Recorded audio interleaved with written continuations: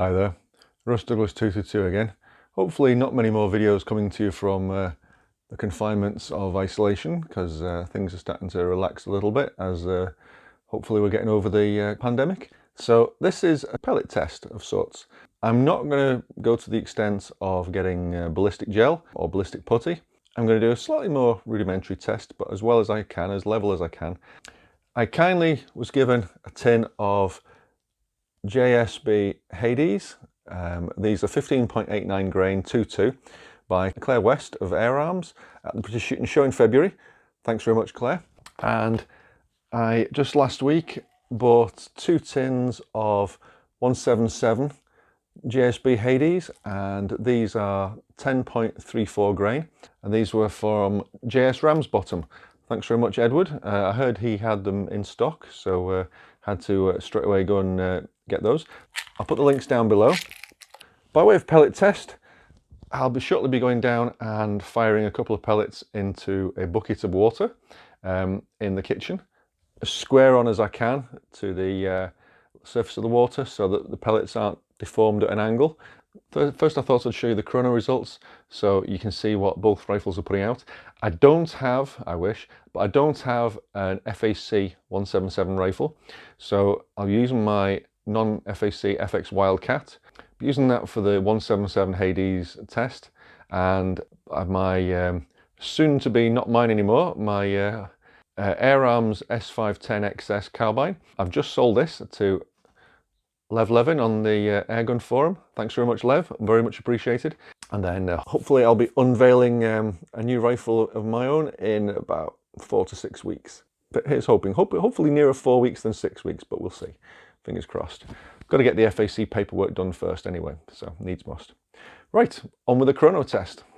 So here in my glamorous spare bedroom studio, I've got my usual backstop, which is an old PC monitor box filled with cardboard and vinyl backed carpet tiles.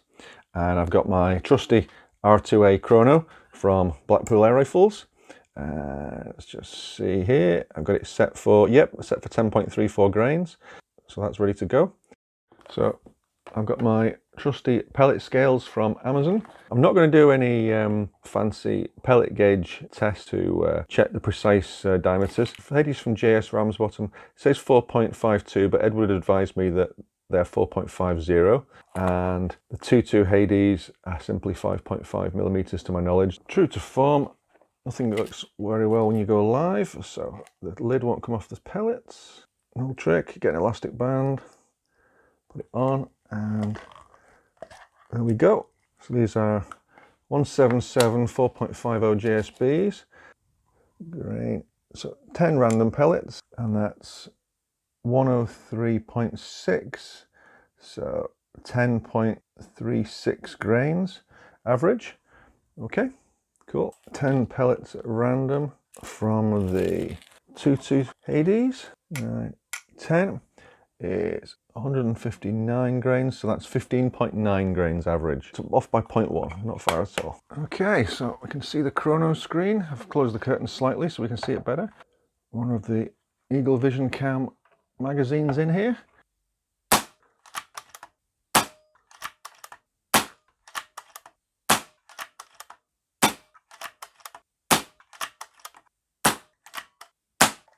Okay, so 8 shots, 11.4 foot-pounds, average 704, spread of 8 feet per second, nicely consistent, a standard deviation of 2.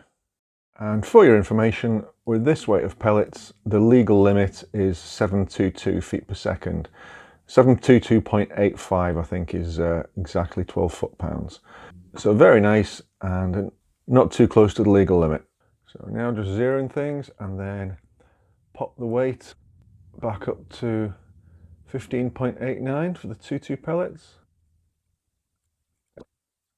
And I should mention, by the way, the carpet tile backstop should be more than enough, but I've leaned a 15mm sheet of MDF behind it just in case. Safety first.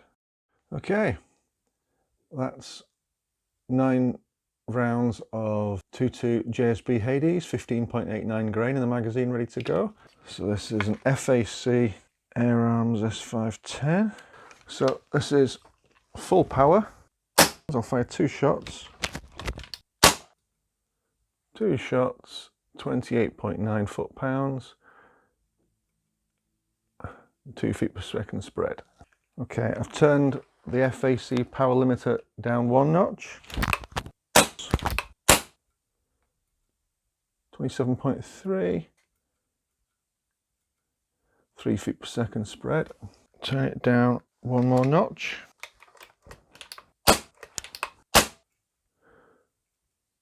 21.5 foot-pounds, 4 feet per second spread. Turn down next notch. Very consistent. No spread at all. Excellent.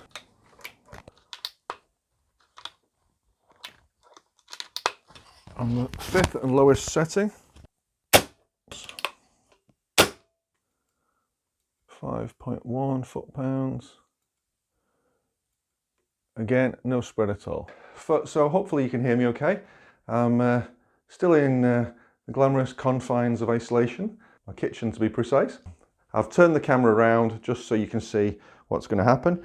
I've got 10 inches of water in a bucket, and I've got a piece of hardwood weighted down with some bits of metal and wrapped in cling foil. That's going in the bottom of the bucket just in case the FAC pellet was to go through the bottom of the bucket. So I'm protecting the bucket with that at center.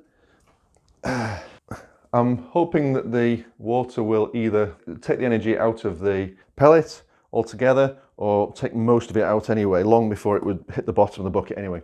And I've got a piece of cardboard with a hole to prevent lots of water splashing all around. I've seen a few other videos, people doing this, comparing the new JSB Hades with various other pellets.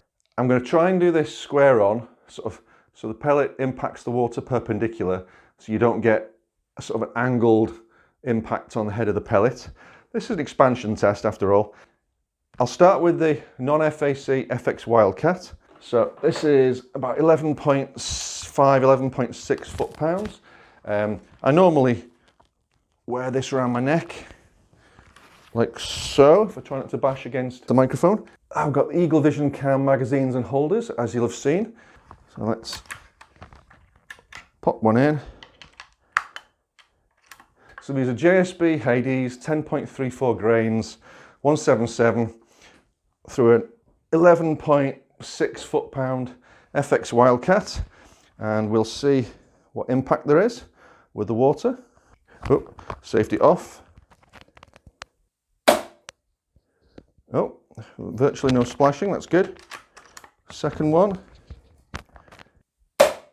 Very little water coming out, and that's excellent. Safety back on. Now I've got to rescue 2 pellets, wherever they are. Okay, take 2. Turned out there were 2 empty chambers in that magazine. So let's do this again, and it'll be a lot more messy this time. Safety off. A lot more noise, a bit more of a splash. Take 2.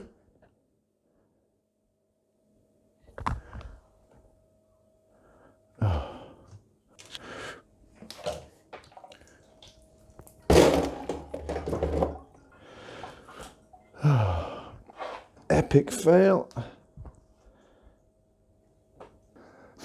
Okay, scratch that. I forgot to put the wooden backstop back in the bucket, and even the non-FAC 177 Wildcat, those pellets actually have cracked the bottom of the bucket.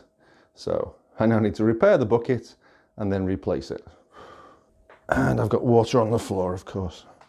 Okay, that just proves this is one of those don't try this at home things.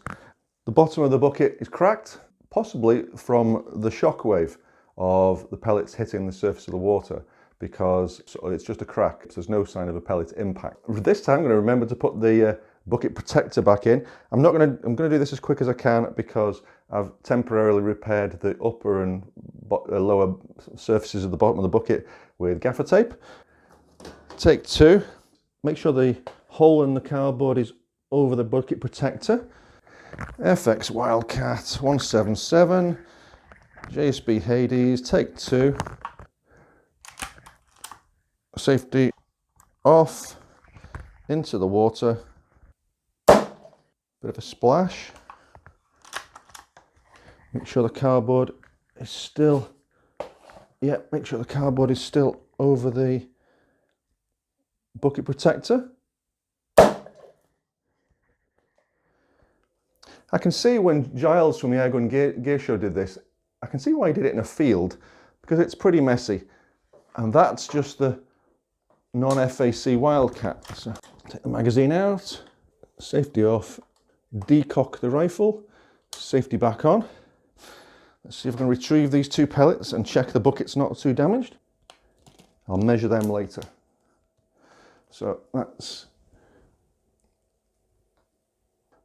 9 in the mag. I'm only going to use 8 maximum. So this is my Air Arms S510 FAC in the Craftsman Vit bullpup stock, and this fella is sold, so I'll be posting this via RFD transfer down to its new owner today, after I've dried the tip of the muzzle off, of course.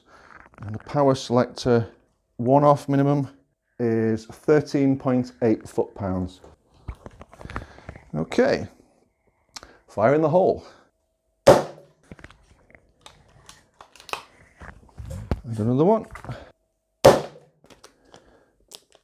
JSB Hades 22, 13.8 foot-pounds.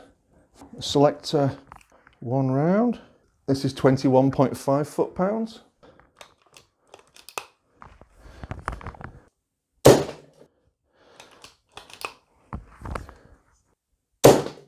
Those pellets are starting to look impressive expansion-wise. Next setting, almost full power. This is going to be 27.3 foot-pounds.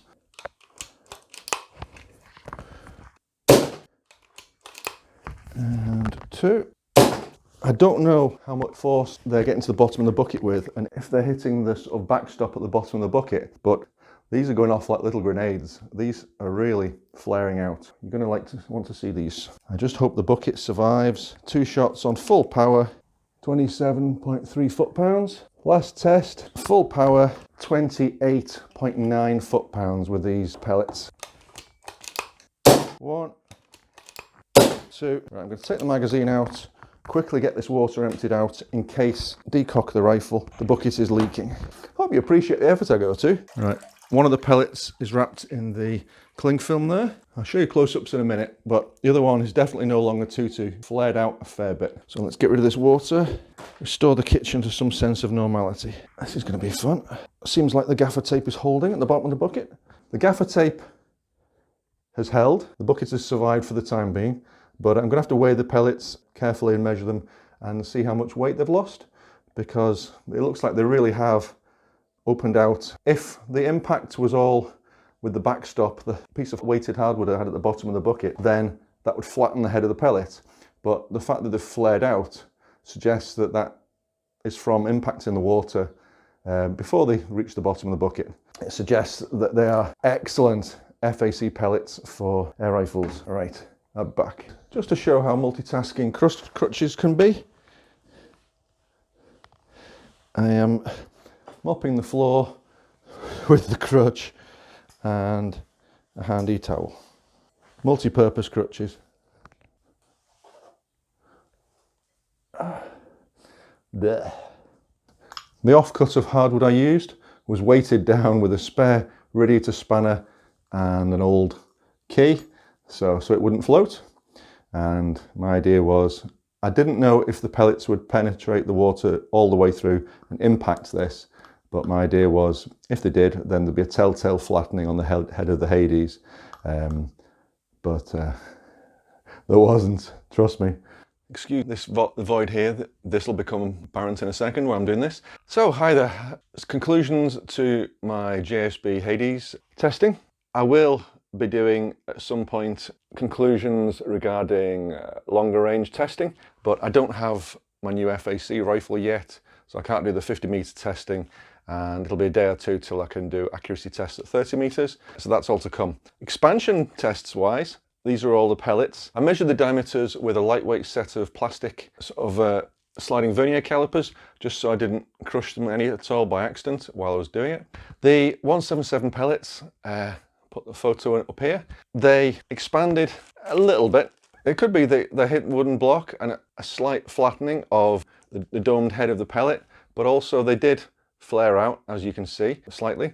The 2-2 pellets, which I'll put up here one after the other, as the power level increased and the velocity increased, the impact with the water naturally increased, and the head got bigger and bigger, and they really did open out like they'd gone off like grenades.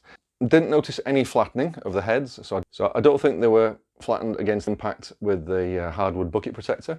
But in each case, one of the three, the really high-powered ones, 27.3 and 28.9 foot-pounds, one of the three petals, if you like, of the three-petaled tulip shape was bent down. So it could be this sort of swerve through the water and then hit a glancing blow on the wooden block. But basically, the fact that they opened out to these sort of sizes shows some significant expansion. The perfect pellet, of course, is one that survives the ordeal of being rattled around in the tin, flies true as a Diablo, and then miraculously goes from being 5.5 mil to getting on for 9 or 10 mil in expansion without fragmenting. I did see, you'll see from the figures, I did see two of the pellets in particular lost some sort of a little bit of material, lost a couple of grains or whatever, so there's some possible fragmentation. Anyway, either way, I'm definitely going to be using these for pest control, but there is a proviso. I'm definitely going to use these from now on for 2-2 pest control FAC rifle. Because I use a PARD 008 LRF scope on both my air rifles, I can save 5 different profiles. So for example, for a video I've got coming up very soon, got one more visit hopefully to make to shoot the last of the rats bothering my friend's chickens. And as soon as I went from a 8.44 grain 0 to 10.34 grains that these are, I noticed the extra drop of the pellet. So I'm probably only going to be use the 177 pellets in my non-FAC rifle at shorter range against the rats, which is like 10-12 meter targets. I'll have 0 saved on the PARD for my 8.44 grain regular JSB exacts. So I'll just toggle on the screen for whichever permission I'm at for whichever pellet I'm using, because the velocities, these are going at 706 feet per second, you'll have seen, rather than 777 feet per second. Bit of a difference. So I do wish my non-FAC Mark 1 FX Wildcat, I wish the back of it could be tinkered with and given a modernization to turn it into Wildcat Mark 3, while the front end is nice quiet, air-effectively tuned, and the innards are all tuned. But yeah, maybe one day.